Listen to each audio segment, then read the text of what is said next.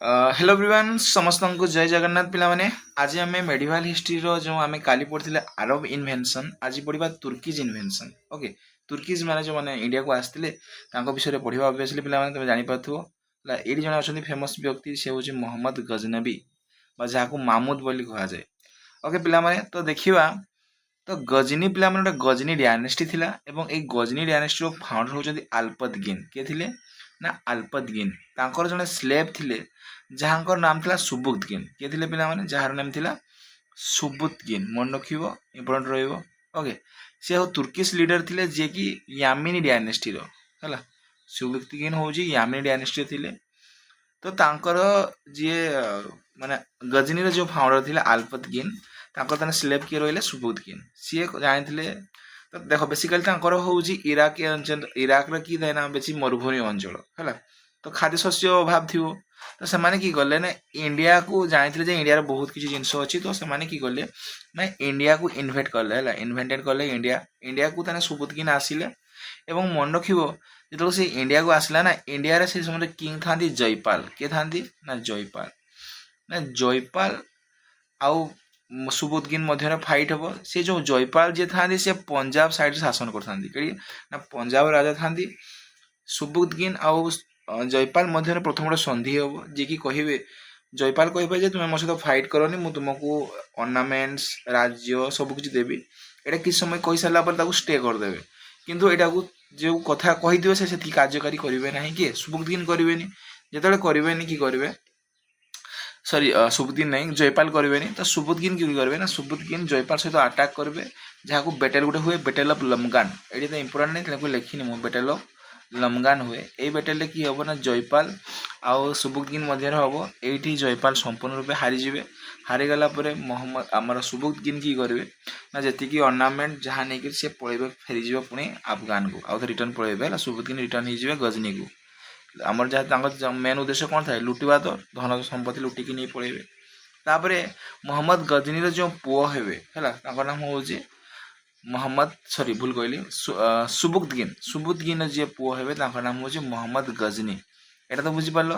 मोहम्मद गजनी एबे पढ़वा कि बर्तमान मुझे सुबुद्दीन विषय कहूली मोहम्मद गजनी जी कि तुम 1001 रे भारत को आसिले एवं 1027 पर्यंत जो टाइम पीरियड शासन करते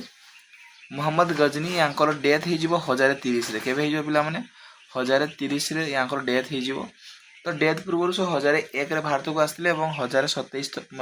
आक्रमण होता यही भितर से भारत को 17 थर आक्रमण करते बहुत थर एग्जाम आसे जे मोहम्मद गजनी भारत को केते थर आक्रमण करते तुम्हें कह 17 टाइम्स के थर पिला माने से 17 थर आक्रमण करते इंपोर्टेंट रहिबो ओके देख मोहम्मद गजनी भी सी कि कहना तो टाइटल नहीं यामिनी उद टाइटल गोटे है आउ मोहम्मद गजनी अटैक सोमनाथ टेम्पल सी कही 17 थर भितर जो 16 अटैक होता है मन रखिए जे कि एग्जाम रे बहुत थर आसे 16 अटैक 17 जो 16तम अटैक हूँ सोमनाथ टेम्पल तुम गुजरात अच्छी पिला माने गुजरात काठियावाड़ डिस्ट्रिक्ट अच्छी जे कि अटैक करते 1025 के करते ना 1025 एवं से ही समय गुजरात राजा था भीमदेव किए था भीमा वन कहीपर है सी थे गुजरात राजा ये पिला माने की हुए जान से समय कह जाए कि सोमनाथ टेम्पल बहुत अर्नामेंट थिला तो जो मोहम्मद गजनी सी सेठिकार आउ सोमनाथ टेम्पल को जगुले कि ब्राह्मण मैंने से ब्राह्मण सहित कथा हे कहे जहाँ भी आम अर्नामेंट लुटिवा तुमको किसी मुझे प्रोभाइड करदेवी आउ कि नहीं जी से मैंने भी सेपटे हो मिसिक लुटि दिखती है यह मोहम्मद गजनबी 16तम अटैक बुझिपार एवं ये जो भीमदेव अच्छा ना भीमा वन जहाँ कौच ये हूँ चालुक्य डायनेस्टी राजा था मन रखियो इंपोर्टेंट रहा से गुजरात रे 1025 सोमनाथ टेम्पल सोमनाथ हूँ भगवान शिव को पूजा कराए सोमनाथ टेम्पल अटैक कर सारापर जो सी जाऊे धन्य यहाँ हूँ इंडिया रहा यहीपटे देख गुजरात रहा गुजरात रे अटैक कर सारा से राजस्थान साइड जाऊे राजस्थान में किसी गोटे कम्युनिटी था जाट्स कौन था ना जाट्स मान सहित फाइट हम एवं जाट्स माने मोहम्मद गजनी पाखु किसी अर्नामेंट रखी ने अर्नामेंट रखी नाला सी तो पलैबे निजे को जीवन बचेवा चक्कर मोहम्मद गजनी भी पलैबे गजनी पुणी गजनी रू पुणी 2 वर्ष पर आसबे के 1027 जाट्स सहित फाइट हम जाट्स मान को हरईदेवे किए मोहम्मद गजनी